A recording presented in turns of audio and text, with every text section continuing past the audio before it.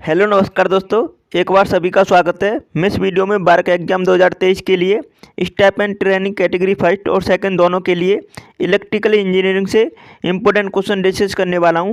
ये सभी क्वेश्चन आपकी परीक्षा में पूछे जाते हैं, तो आपको ये वीडियो जरूर देखनी चाहिए, क्योंकि आपको इससे ये पता चलेगा आपकी परीक्षा में टेक्निकल से किस टाइप के क्वेश्चन पूछे जाते हैं हर बार।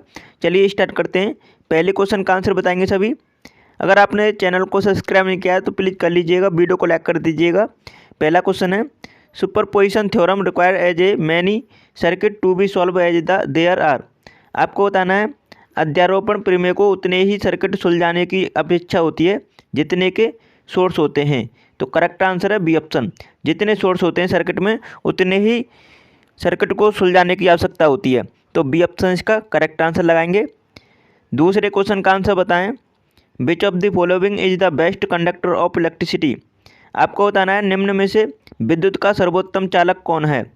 तो सर्वोत्तम चालक बताना है इनमें से कौन सा है। तो करेक्ट आंसर है साल्ट वाटर। साल्ट वाटर सर्वोत्तम चालक है। करेक्ट आंसर है इस क्वेश्चन का बी ऑप्शन, इन चारों में से। नेक्स्ट क्वेश्चन का आंसर बताएंगे। तीसरा क्वेश्चन है, which of the following material पजेज the least resistivity. आपको बताना है निम्न पदार्थों में से किस में सबसे कम प्रतिरोधकता होती है। इन चारों में से आपको बताना है किस में सबसे कम प्रतिरोधकता होती है। तो करेक्ट आंसर लगाएंगे सभी इनमें से कॉपर। कॉपर के बाद कौन सा आएगा, एल्युमिनियम। एल्युमिनियम के बाद आयरन। तो इन सभी का क्रम इस तरह से रखेंगे आप। अगले क्वेश्चन का आंसर बताएगा। चौथा क्वेश्चन है, जल्दी से आंसर करेंगे सभी। The resistance of insulation in general with the temperature rise.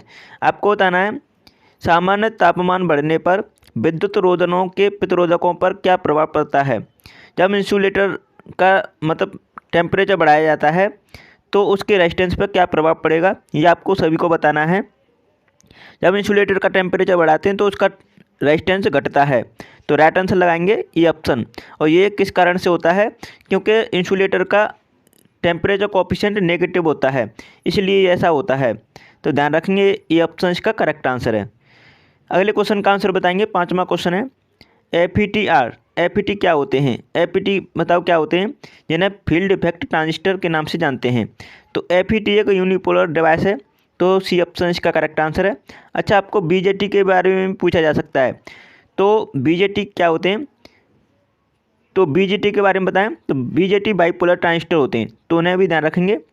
अगले क्वेश्चन का आंसर बताएंगे। छठवां क्वेश्चन है, which of the following material is a semiconductor. आपको बताना है निम्न में से कौन सा पदार्थ अर्धचालक है। बताओ इनमें से कौन सा पदार्थ है जो अर्धचालक है, सेमीकंडक्टर है। तो सभी जानते हैं सिलिकॉन। सिलिकॉन के बाद जर्मेनियम, कार्बन, उसके बाद आता है सेलेनियम। ये सभी क्या हैं, तो ये सेमीकंडक्टर मटेरियल हैं। तो बी ऑप्शन इसका राइट आंसर लगाएंगे सभी। आशा करता हूँ आपको पता होगा। अगले क्वेश्चन का आंसर बताएंगे। सातवां क्वेश्चन है, furnace use for cremation use. आपको बताना है दाह क्रम के लिए भट्टी में किस प्रकार का तापमान प्रयुक्त होता है। बताओ किस प्रकार का तापमान प्रयुक्त होता है, तापन। तो किस प्रकार की हीटिंग यूज की जाती है। तो इसके लिए रेजिस्टेंस हीटिंग का यूज किया जाता है। करेक्ट आंसर है इस क्वेश्चन का सी ऑप्शन। रेजिस्टेंस हीटिंग का यूज करते हैं दाह क्रम के लिए। तो सी ऑप्शन इसका राइट आंसर लगाएंगे सभी। अगले क्वेश्चन का आंसर बताएंगे। आठवां क्वेश्चन है, जल्दी से आंसर करें सभी। In a fluorescent tube circuit high voltage surge is produce by. आपको बताना है प्रतिदीप्ति नली वाले सर्किट में उच्च वोल्टता प्रोत्कर्ष किससे उत्पन्न होती है। बताओ इन चारों में से किस पैरामीटर के कारण हाई वोल्टेज सर्ज उत्पन्न होती है। बताओ किसके कारण होती है। तो राइट आंसर लगाएंगे सभी, चौक के कारण। तो करेक्ट आंसर है इस क्वेश्चन का डी ऑप्शन। चौक के कारण हाई वोल्टेज सर्ज उत्पन्न होती है। अगले क्वेश्चन का आंसर बताएं। नौवां क्वेश्चन है, जल्दी से आंसर करेंगे सभी। The house hold energy meter is. आपको बताना है घरेलू ऊर्जा मीटर कैसा होता है। बताओ घरेलू ऊर्जा मीटर कैसा होता है। क्या वो रिकॉर्डिंग इंस्ट्रूमेंट होता है, नहीं। नॉन ऑफ दी, नहीं। इंडिकेटिंग इंस्ट्रूमेंट, नहीं। तो राइट आंसर लगाएंगे इंटीग्रेटिंग इंस्ट्रूमेंट, समाकलन यंत्र। तो करेक्ट आंसर है इस क्वेश्चन का डी ऑप्शन। ये कई बार परीक्षा में पूछा गया क्वेश्चन है, तो इसे ध्यान रखेंगे, आता रहता है। 10वें क्वेश्चन का आंसर बताएं सभी। Which one of the following types of instrument does suffer from error due to magnetic hysteresis. आपको बताना है निम्न में किस प्रकार का यंत्र चुंबकीय हिस्टेरेसिस के कारण त्रुटि करने लगता है। तो बताओ इनमें से कौन सा यंत्र है, कौन सा इंस्ट्रूमेंट है। तो चारों में से बताएंगे सभी। तो मूविंग आयरन इंस्ट्रूमेंट में ऐसा होता है। तो करेक्ट आंसर है सी ऑप्शन, जो कि हिस्टेरेसिस मैग्नेटिक हिस्टेरेसिस लॉसेस के कारण वो त्रुटि करने लगता है। करेक्ट आंसर है इस क्वेश्चन का सी ऑप्शन। और moving iron instrument AC DC दोनों सप्लाई पर ये ऑपरेट होता है। AC DC दोनों सप्लाई पर ऑपरेट होता है। जबकि PMMC तो इसका ये PMMC ओनली DC पर सप्लाई पर ऑपरेट होता है। तो इसकी खास बात यह है कि DC सप्लाई पर ओनली ऑपरेट होने वाला PMMC है। और यहाँ पे देखेंगे इंडक्शन टाइप इंस्ट्रूमेंट, इसकी खास बात बताएं सभी। ये आपका इंडक्शन इंस्ट्रूमेंट ओनली AC पर ऑपरेट होता है, तो इसे भी ध्यान रखेंगे साथ ही साथ। अगले क्वेश्चन का आंसर बताएं। 11वां क्वेश्चन है which one of the following does not employ a null method of measurement. आपको बताना है निम्न में किस में माप की शून्य विधि का प्रयोग नहीं होता है। तो बताओ किस में नहीं होता है। तो नल मेथड का यूज किस इंस्ट्रूमेंट में नहीं होता है। करेक्ट आंसर लगाएं। तो सभी जानते होंगे DC पोटेंशियोमीटर में होता है, केल्विन डबल ब्रिज में होता है, AC पोटेंशियोमीटर में होता है। लेकिन राइट आंसर लगाएंगे सभी मेगर में नहीं होता है। नल मेथड का यूज मेगर में नहीं किया जाता है। तो ये ऑप्शन इसका करेक्ट आंसर है। अच्छा, मेगर क्या करता है, क्या मेजर करता है। मेगर का कार्य है इंसुलेशन रेजिस्टेंस को मेजर करना, जो कि हाई इंसुलेशन रेजिस्टेंस को मेजर करता है। तो इसे ध्यान रखेंगे, हाई रेजिस्टेंस को मेजर कर सकता है मेगर। ये ऑप्शन इसका राइट आंसर है। केल्विन डबल ब्रिज ये लो रेजिस्टेंस को मेजर कर सकता है, तो इसे भी ध्यान रखें साथ ही साथ। अब नेक्स्ट क्वेश्चन का आंसर बताएंगे। 12वां क्वेश्चन है, जल्दी से आंसर करें सभी। Maximum temperature limit for class F insulation. तो आपको बताना है F वर्ग के विद्युत रोधन के लिए अधिकतम तापमान की सीमा कितनी है। तो बताओ अधिकतम तापमान कितना होता है क्लास वर्ग F के लिए।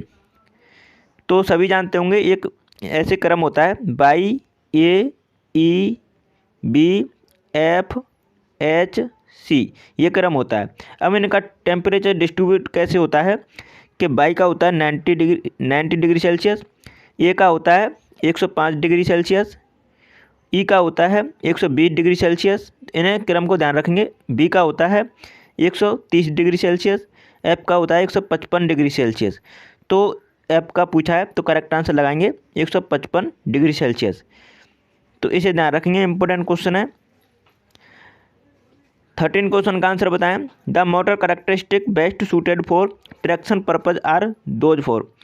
तो आपको बताना किसी मोटर संकर्षण कार्य के लिए सबसे उपयुक्त विशिष्टताएं कौन सी हैं।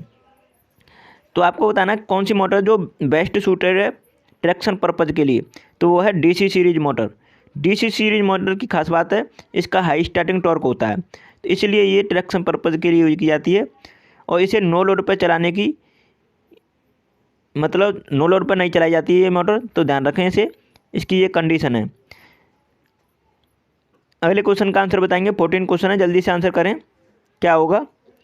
AC series motor are built with a few turns as possible to reduce.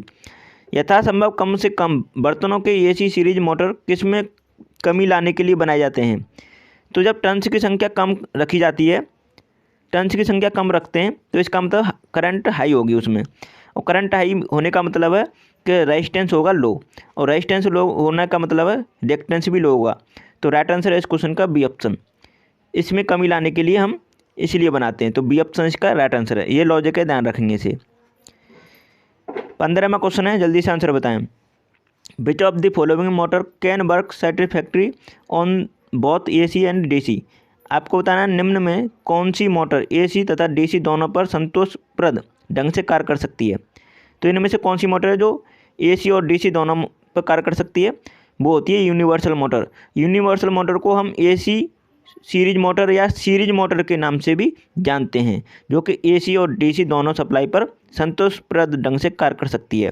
तो ये ऑप्शन इसका राइट आंसर लगाएंगे, ध्यान रखेंगे इसे। तो आशा करता हूँ आपने चैनल को सब्सक्राइब कर लिया होगा, अगर नहीं किया तो प्लीज़ कर लीजिएगा।